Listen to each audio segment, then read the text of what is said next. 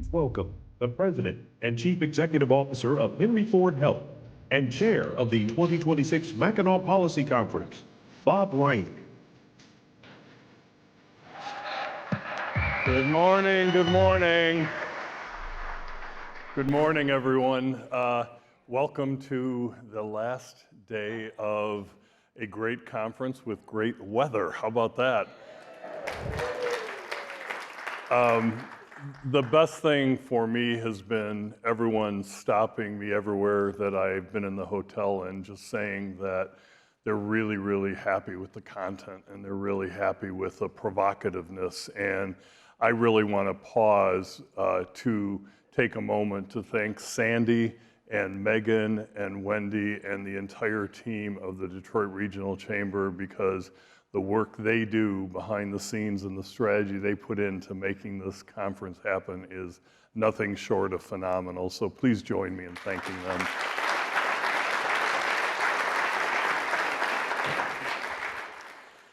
You know, it's my hope that what we're discussing is pushing us all to think differently and to act differently when approaching important issues, conflicts, and the future of this great state. And we're going to continue with today's programming. It stands to challenge our behavior and our mindsets even further. And we should take that as a gift, as an opportunity. In this theater alone, you'll experience an incredibly diverse set of perspectives from dignitaries, lawmakers, pundits, and more. And as I said yesterday, look for the intersects. Look for the points of common ground that we can then telegraph that we're supporting. You'll have a chance to hear directly from the first female mayor of the city of Detroit, and she's really off to a great start, Mary Sheffield.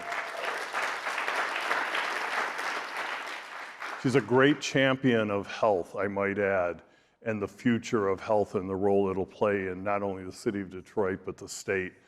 Philosopher, activist, and critic Cornel West is here. And for those, he will undoubtedly come from a place that is different than some of our attendees, and that's a good thing. It's a really good thing.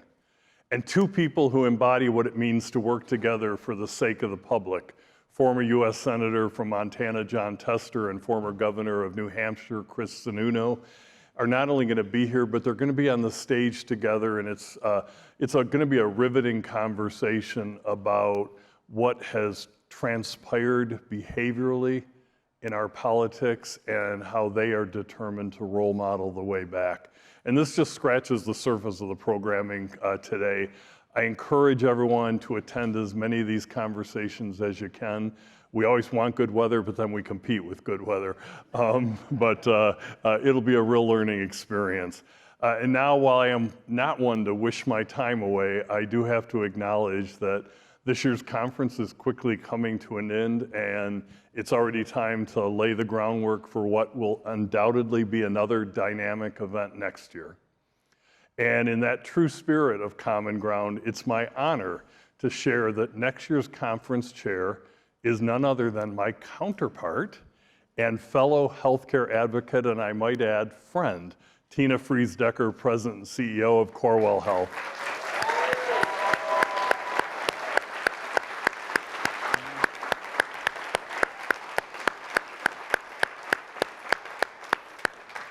Tina has been at the helm of Corewell Health since it became an organization in 2022, uniting Beaumont Health and Spectrum Health into one entity with both coasts of Michigan. Her healthcare career began in the admitting department of a community hospital in Iowa, and she's still a Hawkeye fan, where she grew up. I know, you can boo. 24 years ago in 2002, she joined what was then Spectrum Health in Grand Rapids as an administrative fellow. And what followed was a rise through the organization, including roles as Chief Strategy Officer and Chief Operating Officer.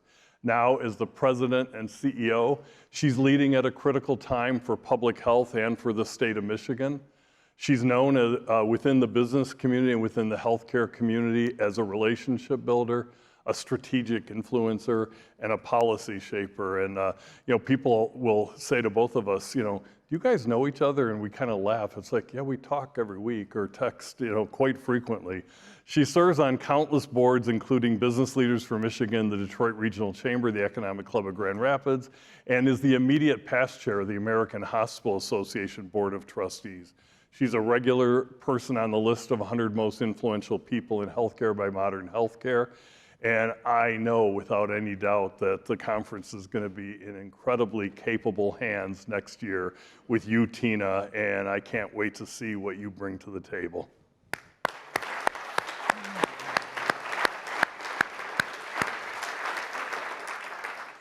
So what we've seen here this week is the best of Michigan thoughtful debate, diverse perspectives, and a willingness to come together, and there's a lot more of that today.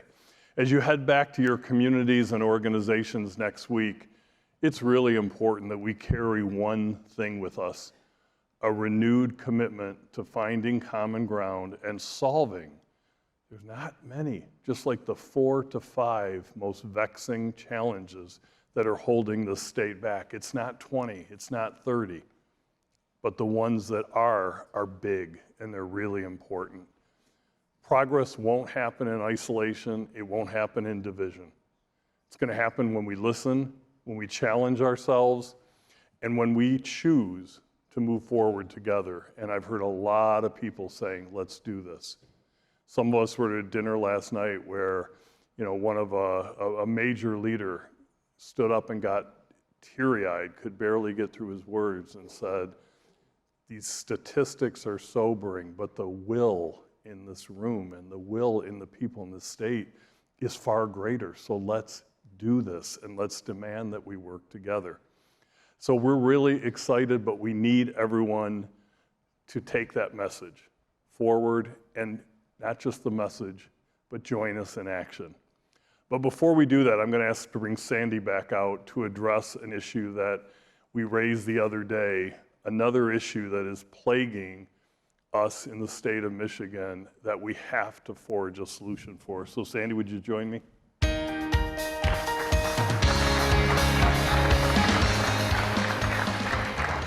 Good morning, everyone. So this is a little unscripted, certainly not in the program, but we're going to take a few more minutes of your time. Obviously, over the last 36 hours, we all learned that our friend Kevin Gustowitz, who's also a board member at the Detroit Regional Chamber, was frankly, let's be clear, pushed from his post at MSU. Bob raised this issue when we opened up the conference on Tuesday, that we need to recognize that we have a crisis in how we govern our 3 major R1 universities in this state. Now, of course, Kevin and his family, we wish nothing but the best for them. And we are certainly thankful for his incredible service, as short as it was, at Michigan State University. But we need to add an agenda item to the conversations that we have on the porch and on the ride home.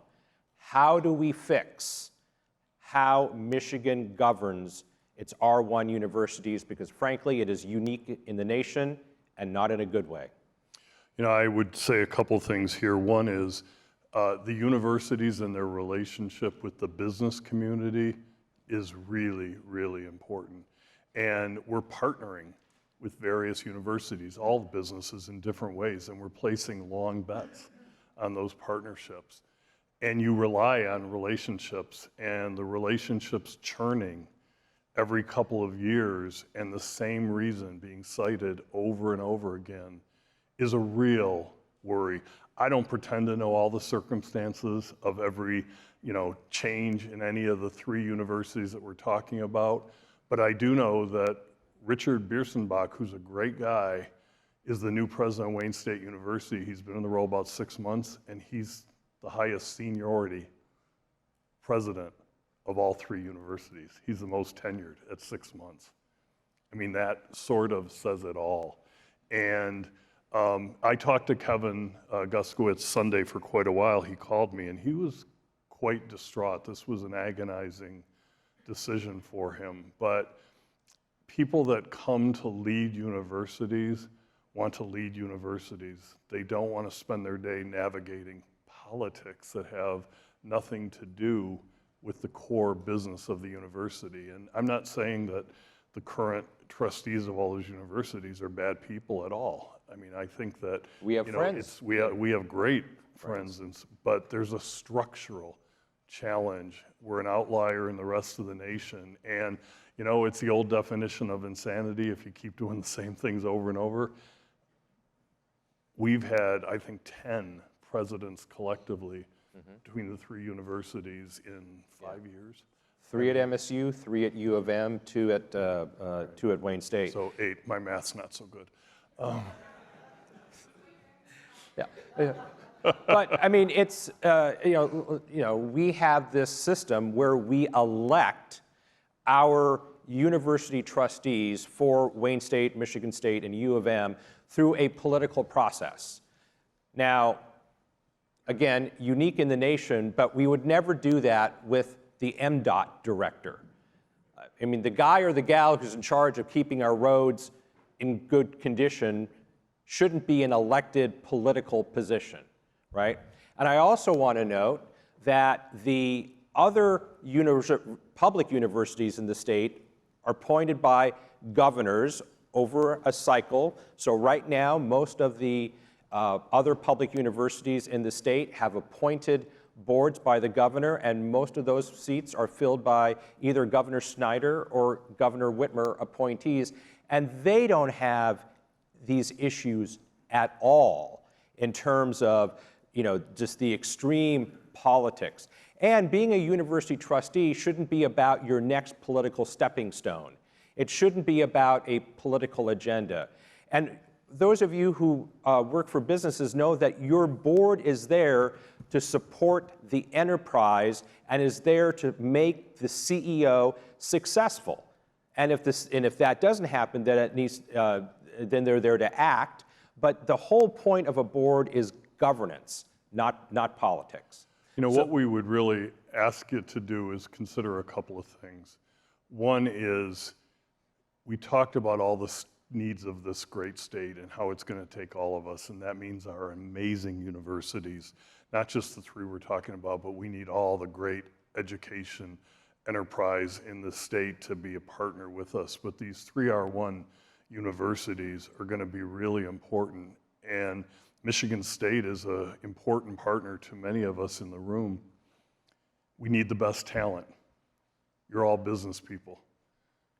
Is the best talent going to look at a job that has recycled individuals every year to 18 months and publicly stating it's because of dysfunctionality and say, yeah, that's where I want to go. That's where I want to sign up.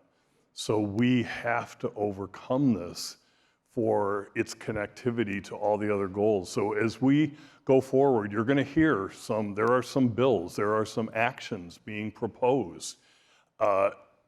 Read them, consider them, ask the right questions, telegraph your thoughts, because we stand here to say status quo is not going to get it done.